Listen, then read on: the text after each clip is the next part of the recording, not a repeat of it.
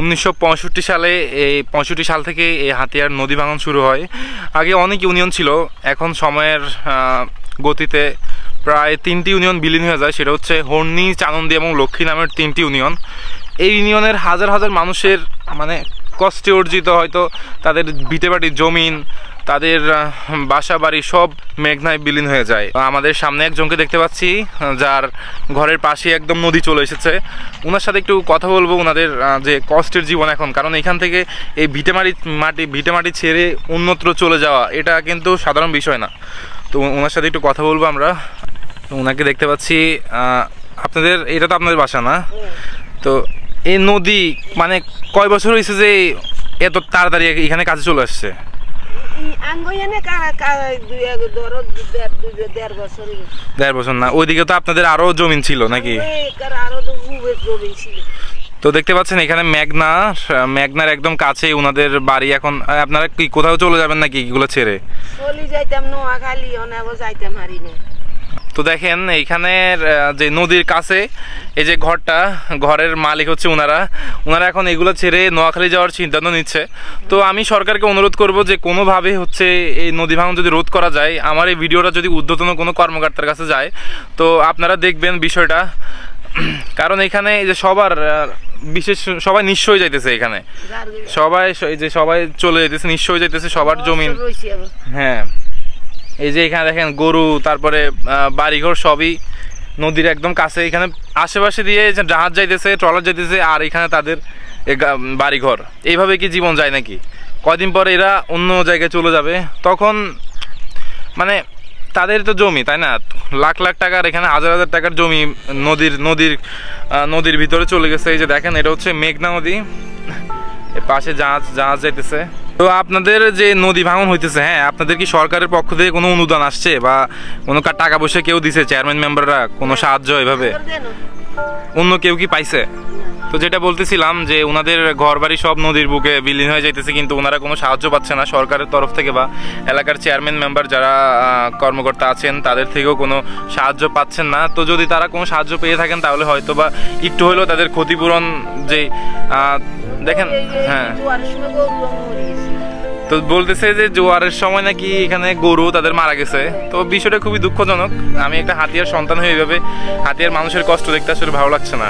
আমরা এখন এখান থেকে বাংলা বাজার যে বাজারটা আছে বাজারে চলে যাব। সেখানে বাজারের প্রায় অর্ধেক নদীর মাঝখানে চলে গেছে। বাজারটা আপনাদেরকে দেখানোর চেষ্টা করতেছি এখন। তো ভিডিওটা দেখতে থাকুন। তো একটু আগে যে বাজারটা দেখতে পাচ্ছিলেন এটার নাম হচ্ছে বাংলা বাজারে এটা শুধু অর্ধেক দেখাইছি। আর আজ এখানে যে আমরা ব্রিজে দাঁড়ায় আছি এইটার প্রায় আরও ওইদিকে পুরো বাজারে আরও অর্ধেক ছিল। তো সেখানে ইলিশ মাছের নিলাম হইতো, নিলামের ডাক দিত যে সব ব্যবসায়ীরা এখানে এসে ইলিশ মাছ নিয়ে যেত বা বিভিন্ন ধরনের নদীর মাছগুলো নিয়ে যেত। কিন্তু এখন সেগুলো সব মেঘনার সেই নদীর ভিতরে বিলীন হয়ে গেছে। মেঘনা আমাদের যে হাতিয়ার মানচিত্র যেভাবে খাইতেছে গিলতেছে সেটার জীবন্ত উদাহরণ হচ্ছে এই মেঘনা। আপনি একবার চিন্তা করুন যে কয়েক মাস আগেও দূরের সেই নদীতে দোকানপাট ছিল, কেনাকাটা ছিল, বাজার ছিল, সন্ধ্যায় মানুষের জমজমাট হইতো। কিন্তু এখন শুধু পানি দেখা যাচ্ছে, পানি ছাড়া কিছুই দেখা যাচ্ছে না। তো এগুলো ভাবলে আসলে মর্মান্তিক বিষয়। হাতিয়ার একজন সন্তান হিসেবে এগুলো আসলে মেনে নেওয়ার মতো না। এসে দূরে যে দেখতে পাচ্ছেন এখানে হয়তো গাছের জন্য দেখা যাচ্ছে না, নদী ভাঙন যে কতটা ভয়াবহ সেটার চিত্র আমি এখন সশরীরে দেখতে এসেছি এখানে। তো এখানে কয়দিন আগে এই বাজার ছিল যেটার নাম হচ্ছে বাংলা বাজার। হাতিয়ার চরেশ্বর ইউনিয়নে এই বাজারের স্থান। আবার আপনারা জানে অবাক হবেন যে এই চরেশ্বর ইউনিয়নে কিন্তু ভাষাঞ্চর, রোহিঙ্গাদের যে আবাসস্থল ভাষাঞ্চর এই ইউনিয়নে অবস্থিত। আর এই হাতিয়ার নদী ভাঙন রোধ করা গেলে বাংলাদেশের এটি হবে সর্ববৃহৎ একটা দ্বীপ। কিন্তু নদী ভাঙনের কারণে সেটা হইতেছে না। প্রতি বছর উত্তর মেঘনাতে এখানে প্রতি বছরই নদী ভাঙনের সেই প্রবল স্রোতের কারণে অনেক নদী ভাঙন। বাংলা বাজারের চিত্র দেখলেই বোঝা যায়। এখানে আমাদের একজন আঙ্কেল আছে। আঙ্কেল একটু ভিডিওতে আসেন। আপনার বাসা কি এখানেই? বাড়িতে এখানেই। এখানে তো কদিন আগেও ডাক ছিল, নিলামে মাছ বিক্রি হইতো, কিন্তু এখন আর নাই। এখন নাই। এখন সেগুলো কই গেছে, মানে কোথায় এখন? আপনাদের বাড়ি কি আশেপাশেই? বাড়ি তো কয়দিন পরে নদীতে চলে যাবে। এখন আপনাদের সরকারের কাছে আপনাদের কি চাওয়া? হালাইলে একটা ভালো হইতো। এখন জনপ্রতিনিধিরা কি আপনাদের কথা শুনছে বর্তমানে? না, কোথাও শুনে। আপনারা না করলে না ইয়া বলে কে কার কথা সবাই শুধু আশ্বাস দেয় কিন্তু কাজের কাজ কোনো কিছু হয় না। তো বর্তমানে যে সরকার আসবে সরকারের কাছে আপনাদের কি চাওয়া? এই চাওয়াটা এই নদীটা ধর না বলো খেলায় এইটার একটা ইয়াকরণ, এইটাই একটা চাওয়া।